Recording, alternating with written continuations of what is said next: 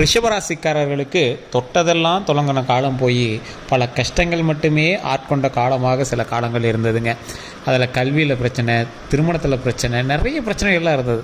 இதில் முக்கியமாக நீங்கள் அடிப்பட்டது ஃபினான்ஷியலாகவும் மன ரீதியாகவும் தான். மன ரீதியாக அப்படின்னா குடும்ப பிரச்சனை, தேவையில்லாத உங்களுக்கு வம்பு வழக்குகள், அது மாதிரிலாம் நீங்கள் சந்திச்சிருப்பீங்க. அதில் சில பண விஷயத்தில் நீங்கள் வந்து லாக் ஆகிருப்பீங்க. அந்த பண விஷயம் எதை நோக்கி போக போகுது அப்படின்னா, தொழில் ரீதியான சில விஷயங்கள் நோக்கி போக போகுது. தொழில் ரீதியான விஷயங்களில் நீங்கள் ஏற்கனவே முதலீடு போட்டிருப்பீங்க, அல்லது முதலீடுக்காக வெயிட் பண்ணிகிட்டு இருப்பீங்க, இல்லை ரொம்ப நாளாக இயங்கிட்டு இருப்பீங்க. இதில் ஒரு மிகப்பெரிய வெற்றி என்ன அப்படின்னா, கஷ்டங்களை தாங்கிய உங்களுக்கு ஒரு விடிவு காலம் வரப்போகுது. சார் என்ன சார் கம்ப்ளீட்டாலாம் சரியாயிருமா அப்படி அடித்து சொல்லுங்கள் சார், ஹாப்பியாக இருக்கும் அப்படின்னா நம்ம வியூஸுக்காகவும் லைக்குக்காகவும் இப்படி போய் சொல்லலாம் விரும்பலைங்க. கொஞ்சம் படிப்படியாக தான் உங்களுக்கு வந்து வெளிச்சம் கிடைக்க ஆரம்பிக்கும். அது இப்போ இருக்கிறதெல்லாம் வந்து பார்த்திங்கன்னா ஒரு சின்ன படிக்கட்டு உங்களுக்கு ஏறத்துக்கு ஒரு கேப்பு கிடைக்குது அப்படின்னு வச்சுக்கோங்களேன். ஆனால் இந்த வாய்ப்பை நீங்கள் விட்டுறாதீங்க அப்படின்னு தான் சொல்லணும். நீங்கள் அந்த பிரச்சனையிலேருந்து வெளியே வரத்துக்கு ஒரு வாய்ப்பு கிடைக்குது, ஒரு சந்து இருக்குது. அந்த சந்து வழியாக நீங்கள் உள்ளே போனீங்க அப்படின்னா நல்ல பெரிய பாதையே இருக்குது. அந்த பாதையில் உள்ளே போகும்போது உங்களுக்கு கொஞ்ச நாளைக்கு கொஞ்சம் பயத்தோடையும் கொஞ்சம் பதட்டத்தோடையும் உள்ளே போயிட்டுருக்கிற மாதிரி தான் இருக்கும். கொஞ்ச நாட்கள்லேயே உங்களுக்கு தெளிவான ஒரு பாதை பிறக்கும். இதுதான்ப்பா நம்மளோட லைஃப் டைம் அச்சீவ்மெண்ட்டு, இதை பிடிச்சிக்கிட்டா நம்ம செட்டில் ஆகிடலாம்ப்பா அப்படின்னு நீங்கள் வந்து உட்காருவீங்க. இந்த ரிஷபராசிக்காரர்களுக்கு இதுதான் தொழில் அப்படின்னு இது வரைக்கும் நீங்கள் உட்காந்துருக்கவே மாட்டீங்க. சார் இந்த தொழிலா அந்த தொழிலா, அதில் ஒரு இன்கம் இதில் ஒரு இன்கம், வேலைக்கு போயிட்டுருக்கு சார், இதிலேருந்து அடுத்த ப்ரொமோஷன் கிடைக்குமா, அந்த ப்ரொமோஷனில் அங்கே போய் உட்காந்துக்கலாமா, இப்படி அடுத்தடுத்ததுக்கு எதிர்பார்த்து காத்து கொண்டு இருக்கக்கூடிய ஒரு அற்ப பிறவியில் இந்த ரிஷபராசியும் ஒரு பிறவி அப்படிங்கிற மாதிரி தான் வாழ்ந்துருப்பீங்க. சார் என்ன சார் இப்படிலாம் சொல்லுங்கள், அற்ப பிறவி அப்படிலாம் அப்படி சொல்லக்கூடாது சார் அப்படின்னா, இருக்கிறதுலே கஷ்டப்பட்ட மக்கள் ரிஷபராசி மக்கள் தான். அந்த ரிஷபராசி மக்கள்ங்கிறது மக்கள்களில் எல்லாம் இருக்கக்கூடிய மக்கள்களில் நீங்கள் சாதாரண ஆளாக தெரியலாம், இல்லை ஒரு பெரிய ஆளாக தெரியலாம். ஆனால் கடவுளினுடைய பார்வையில் பார்க்கும்போதோ, அல்லது நீங்கள் வந்து எவ்வளோ கஷ்டப்பட்டீங்க அப்படின்னு பார்க்கும்போதோ, இருக்கக்கூடிய 12 ராசிகள்லேயே நீங்கள் தான் வந்து ரொம்ப கஷ்டப்பட்டவங்க. ரிஷபராசி எங்களோட வாழ்க்கையெல்லாம் எங்களோட ஹிஸ்ட்ரியை உட்காந்து கேட்டிங்க அப்படின்னா மற்றவங்களுக்கு கண்ணு தண்ணி வந்துடும். அந்த மாதிரி சில கஷ்டங்களை அனுபவிச்சிங்க இந்த ரிஷபராசி. ஸோ கொஞ்சம் நிதானமாக, கொஞ்சம் பொறுமையாக, கொஞ்சம் ஹேண்டில் பண்ணிங்க அப்படின்னா வரக்கூடிய காலகட்டங்கள் அற்புதமான காலகட்டங்கள்ங்க. ரிஷபராசிக்காரர்கள் ஏப்ரல் மாதத்தில் நிலவக்கூடிய கிரகங்களினுடைய அடிப்படையில் ஏப்ரல் மாதம் சில விஷயங்களில் கவனமாக இருக்க வேண்டிய மாதம் அப்படின்னு சொல்லலாம். அதில் முக்கியமாக நீங்கள் வந்து பெரிய வெற்றி, லாபம், பண வரவு இதெல்லாம் வந்து திருப்திகரமாக வந்து உங்களுக்கு இருக்கும். ஆனாலும் அதில் சின்ன சின்ன எச்சரிக்கைகள் உங்களுக்கு இருக்கும். அதான சொன்னல, முதல் படிக்கட்டு தான்.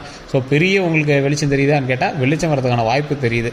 அதே போல் இந்த ரிஷபராசிக்காரர்களுக்கு குடும்பம், திருமணம், பொருளாதாரம், வேலை, தொழில் இந்த மாதிரி விஷயத்தில் முழுமையான ராசி பலனை வந்து இப்போ நம்ம பார்க்கலாம்.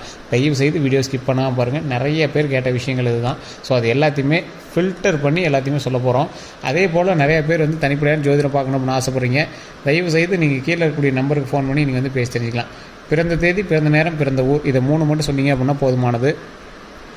இல்லை சார் நாங்கள் லோக்கல்லே பார்த்துக்குறோம் அப்படின்னா தயவு செய்து பார்த்துக்கலாம். லோக்கலில் உங்களுக்கு ஜோதிடம் பார்த்து உங்களுக்கு சாட்டிஸ்ஃபேக்ஷன் இல்லைங்கிறவங்க மட்டும் இந்த நம்பருக்கு நீங்கள் ஃபோன் பண்ணுங்கள். அதே போல் ஃபோன் பண்ணிங்க அப்படின்னா கொஞ்சம் பிஸியாக இருந்தாங்க அப்படின்னா கொஞ்சம் கழிச்சு பண்ணுங்கள். அப்படி இல்லைனா வாட்ஸ்அப்பில் உங்களோட டீட்டெயில்ஸ் அனுப்பி வைங்க, உங்களுக்கான அப்பாயின்மெண்ட் வந்து கொடுத்துருவாங்க. இந்த ரிஷபராசிக்காரர்களுக்கு மாதத்தோட துவக்கத்திலேயே மறைவு ஸ்தானத்தில் இருந்து சில விஷயங்கள் வந்து பின்னடைவுகள், சில விஷயங்கள் வந்து அனுகூலமாகவும் இருக்குதுங்க. அதுலேயுமே வந்து பார்த்திங்கன்னா குறிப்பிடத்தக்க விஷயம் மட்டும்தான் உங்களுக்கு கை கொடுக்குதே தவிர ஒரு சில விஷயங்கள் வந்து உங்களை விட்டு கொஞ்சம் கை நழுவி தான் இருக்குது. அந்த இடத்துலலாம் நீங்கள் கொஞ்சம் பார்த்து பராமரிச்சு தான் இருந்தாகணும். இது இன்னையிலேருந்தே 15 நாட்கள்னு வச்சுக்கோங்க. இந்த ஏப்ரல் மாதத்தோட பலன் முன்னாடி இருக்கக்கூடிய 5 நாட்களே உங்களுக்கு தெரிய ஆரம்பிக்கும். இது ஏப்ரல் மாதம்னு மட்டும் சொல்ல முடியாது. முன்னாடி இருக்கக்கூடிய இந்த மார்ச்லேயுமே 5 நாட்கள் வந்து உங்களுக்கு இப்படி தான் இருக்க போகுதுங்க. அதே மாதிரி கிட்டத்தட்ட மாதம் முழுவதுமே வந்து பார்த்திங்கன்னா இந்த நிலை கண்டிப்பாக இருக்குது. எந்த செயல்களை செஞ்சீங்க அப்படின்னாலும் சிந்தித்து செயல்படுவது ரொம்பவே நல்லது. இருந்தாலும் மற்ற இடங்கள் அனைத்துமே வந்து பார்த்திங்கன்னா பெரும்பாலும் சாதகமான நிலையில் இருப்பதால் பெரிய கஷ்டங்கள் வந்து உங்களுக்கு வரதுக்கு சான்ஸ் இல்லைங்க. கவலைப்பட தேவையில்லை. கொஞ்சம் பொறுமையாகவும் நிதானமாக பண்ணிங்க அப்படின்னா போதுமானது. அதே போல் பண வரவு, பொருளாதாரம்லாம் வந்து பார்த்திங்கன்னா திருப்திகரமாக இருக்கும். லாபஸ்தானத்தில் 3 கிரகங்கள் வந்து சஞ்சரிச்சிருக்கிறதுனால, புதன் வக்ர நிவர்த்தி பெறுவதால் இந்த அனைத்துமே வந்து பார்த்திங்கன்னா பெரிய அளவுக்கு யோகங்களை கொடுக்குங்க. இது எல்லாமே ஓரளவுக்கு நல்லா பெரிய அளவு யோகங்களை கொடுக்குது. ஒரு சில நாட்கள் வந்து மனக்குறைகள் அல்லது சங்கடங்கள் எல்லாமே ஏற்பட்டுச்சு அப்படின்னா கூட மாதத்தோட கடைசியில் வந்து பார்த்திங்கன்னா அது வந்து ஒரு அனுகூலமான வாரமாக வந்து உங்களுக்கு பலனாக கிடைக்குங்க. கொஞ்சம் நிதானமாக பண்ண வேண்டிய விஷயந்தான். இருந்தாலும் உங்களை கொஞ்சம் மனத்தை குழப்பி அப்படியே உங்களை ஒரு மாதிரி யோசிக்க வச்சு பண்ணக்கூடிய நேரமாக இருக்குதுங்க. கொஞ்சம் பொறுமையாகவே எல்லாம் ஹேண்டில் பண்ணிங்க அப்படின்னா ரொம்ப நல்லது. ரிஷபராசிக்கு இந்த ஏப்ரல் மாதத்துக்கு முன்னாடி 5 நாட்கள்லேருந்து அடுத்த 15 நாட்கள் ஏப்ரல் மாதம்னு கூட வச்சுக்கலாம். இதில் பணமும் பொருளாதாரம் எப்படி இருக்க போகுது அப்படின்னா, ரிஷபராசிக்காரர்களுக்கு ஏப்ரல் மாதத்தில் திடீர் செலவுகள் வந்து ஏற்படுறதுக்கான வாய்ப்புகள் இருக்குது. இதனால் பொருளாதார ரீதியாக சின்ன பின்னடைவு உங்களுக்கு வந்து கண்டிப்பாக உண்டு. அதில் சாத்தியமும் இருக்குதுங்க, ஓரளவுக்கு தான். ரொம்பவும் நீங்கள் வந்து பின்னடைவுலாம் கிடையாது, ஓரளவுக்கு தான். அதில் கொஞ்சம் பார்த்து பொறுமையாக இருங்க. வரவு செலவெல்லாம் பார்த்திங்கன்னா திட்டமிட்டு செலவு செய்வது ரொம்பவே நல்லது. செலவுகளை பெருமளவு குறைக்கிறது ரொம்பவே நல்லது. வருமானம் சீராக இருக்கும். தடைப்பட்ட வருமானம், நீண்ட நாட்களாக கிடைக்க வேண்டிய தொகை எல்லாமே வந்து பார்த்திங்கன்னா ஏப்ரல் மாதத்தில் 2வது வாரத்தில் வந்து கைக்கு கிடைக்குங்க.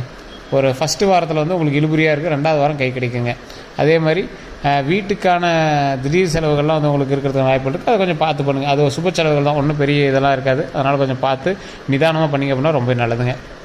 அதே போல் ரிஷபராசிக்கு ஏப்ரல் மாதத்தில் ராசி பலன் அப்படின்னு பார்த்தீங்கன்னா வேலை அப்புறம் தொழில் வந்து பார்த்திங்கன்னா ரிஷபராசிக்காரர்களுக்கு ஏப்ரல் மாதம் முழுவதுமே பார்த்திங்கன்னா வேலை தொழில் ரெண்டுமே சம்மந்தப்பட்ட விஷயங்களில் பெரிய சிக்கலோ பாதிப்புகளோ எதுவுமே வந்து ஏற்படாதுங்க. அந்த அளவுக்கு பாதிப்பு ஏற்படுது அப்படின்னாலும் கொஞ்சம் ஓரளவுக்கு நிம்மதியாகவும் பொறுமையாகவும் ஹேண்டில் பண்ணிங்க அப்படின்னா ரொம்பவே நல்லது. தொழிலில் சின்ன சின்ன சிக்கல்கள் உங்களுக்கு வந்து இருக்கிறதுன்னு வாய்ப்பு இருக்குது. அதை பொறுமையாக ஹேண்டில் பண்ணுங்கள். உங்கள் கீழே வேலை பார்க்குறவங்க அல்லது உங்களுக்கு மேலே வேலை பார்க்குறவங்க, நீங்கள் வேலைக்கு வச்சவங்க, இவங்க எல்லாத்துட்டையுமே கொஞ்சம் பார்த்து செயல்பட்டீங்க அப்படின்னா ரொம்பவே நல்லதுங்க. வியாபாரம் செய்கிறவங்களுக்கு பெரிய வளர்ச்சி முன்னேற்றம் கண்டிப்பாக இருக்குதுங்க. அதே மாதிரி குரு அப்புறம் புதன் ஆகிய 2 கிரகங்களினுடைய பரிவர்த்தனை யோகம் வந்து பார்த்திங்கன்னா தொழில் ரீதியாக பெரிய வளர்ச்சியும் எதிர்பாராத புதிய ஒப்பந்தங்களையும் வந்து சாத்தியமாகுங்க. நீங்கள் எதிர்பார்த்துருக்க மாட்டீங்க, இந்த ஒப்பந்தம் வந்து உங்களுக்கு கிடைச்சிருக்குமா, இந்த ஆப்ஷன் வந்து உங்களுக்கு கிடைக்குமா, இந்த சலுகைகள் வந்து உங்களுக்கு கிடைக்குமா அப்படின்னா கிடைக்காத ஒரு விஷயம் வந்து கண்டிப்பாக உங்களுக்கு கிடைக்கும். அது கொஞ்சம் நிதானமாக தான் கிடைக்கும். அதுக்கு நீங்களாக போய் ஒன்றும் இது பண்ணாதீங்க, தானாகவே வந்து அமையும். வாய்ப்பு வரும், அந்த வாய்ப்பு வந்து நீங்கள் பயன்படுத்திக்கோங்க. வேலை மாற வேணும் அப்படின்னு விரும்புகிறவங்களுக்கு எல்லாமே இது யோகமான காலமாக இருக்கும். ஏன்னா ஒரு வேலையிலேருந்து நீங்கள் மாறுறீங்க அப்படின்னா அந்த வேலையை விட்டு நீங்கள் வெளியே போய் வேறு வேலையை ஜாயின் பண்ணுற மாதிரி தான். ஸோ அந்த மாதிரி ஒரு காலகட்டம் தான். ஸோ வேலையில் கொஞ்சம் பத்திரமா இருங்க. ஏற்கனவே வேலையில் இருக்கிறவங்க கொஞ்சம் பத்திரமா தான் இருந்தாகணும் அப்படிங்கிற ஒரு காலகட்டமும் இருக்குதுங்க. அதே மாதிரி இந்த ரிஷபராசிக்காரங்க இது ஏப்ரல் மாதத்துலேயும் சரி, அதுக்கு முன்னாடி ஒரு 5 நாட்கள்லேயும் சரி, எந்த விஷயத்தில் நீங்கள் கவனமாக இருக்கணும் அப்படின்னா ஏப்ரல் மாதத்தில் முதல் பகுதியில் சாதகமாக இருந்த உங்களுடைய வீட்டு சூழல் ஏப்ரல் மாதத்தோட 2வது பகுதியில் சற்று அசௌகரியமான நிலையை வந்து காட்டுதுங்க. அதான் முன்னாடி சொன்னால வீட்டு சம்மந்தப்பட்ட செலவுகள் இருக்கும், சுப செலவுகளாகவும் இருக்கலாம். கொஞ்சம் பார்த்து பண்ணிங்க அப்படின்னா பரவாயில்லையாக இருக்கும். வீட்டுக்காக அப்புறம் குடும்பத்துக்காக கூடுதல் செலவு வந்து செய்ய வேண்டிய சூழல் வந்து உங்களுக்கு இருக்குதுங்க. அதே மாதிரி சுக்கிரனுடைய மறைவு சாணத்தில் இருப்பதால் மனக்குழப்பமும் செலவுகளும் அதிகரிக்கும். சுக்கிரனுங்கிறது என்ன, அது லக்ஸுரி சந்தோஷம், பெண்கள் சம்மந்தப்பட்ட விஷயங்கள், இந்த மாதிரி விஷயத்தெலாம் உங்களுக்கு மறைவு சாணத்தில் இருக்குது. அப்போ என்ன பண்ணுது, மனக்குழப்பம், பெண்களால் உங்களுக்கு மனக்குழப்பம் இருக்கிறது வாய்ப்புகள் இருக்குது. அதே மாதிரி செலவுகள் வந்து உங்களுக்கு அதிகரிக்கிறதுக்கான வாய்ப்புகள் இருக்குது. எதிர்பார்ப்புகள் உடனடியாக நிறைவேறும். ஆனால் அந்த எதிர்பார்ப்புகளுக்கு சின்ன சின்ன தடை வந்து தான் நிறைவேறும். அப்போ வந்து என்ன ஆகுது, நீங்கள் ரொம்ப எதிர்பார்த்து காத்திருப்பீங்க, டக்குன்னு அது வந்து நிறைவேறாமல் இருக்கும். கொஞ்சம் நேரம் டைம் எடுக்கும், இல்லையா அடுத்த சில மாதங்கள் ஆகும், அப்புறமேட்டு தான் உங்களுக்கு வந்து நிறைவேறும். அந்த மாதிரி ஒரு சூழலும் இருக்குது. ஏதோ ஒரு இடத்துல மரியாதை குறைவான நிகழ்வு நடப்பது, அப்புறம் இந்த மாதிரி சங்கடங்கள் வந்து ஏற்படுத்துகிற வாய்ப்புகள்லாம் கொஞ்சம் இருக்குது. சில இடத்துல உங்களை மதிக்க மாட்டாங்க, மரியாதை குறைவாக உங்களுக்கு பல்பு கொடுக்க வேண்டிய விஷயங்கள்லாம் நிறையா இருக்கும். அதெல்லாம் கொஞ்சம் பார்த்து பண்ணிங்க அப்படின்னா ரொம்ப நல்லது. ஆடம்பர செலவுகளை தவிர்ப்பது ரொம்ப நல்லது. கடன் வாங்குறத தவிர்ப்பது ரொம்ப ரொம்ப ரொம்ப ரொம்ப நல்லது. இந்த ரிஷபராசி கண்டிப்பாக அதை ட்ரை பண்ணுங்கள்.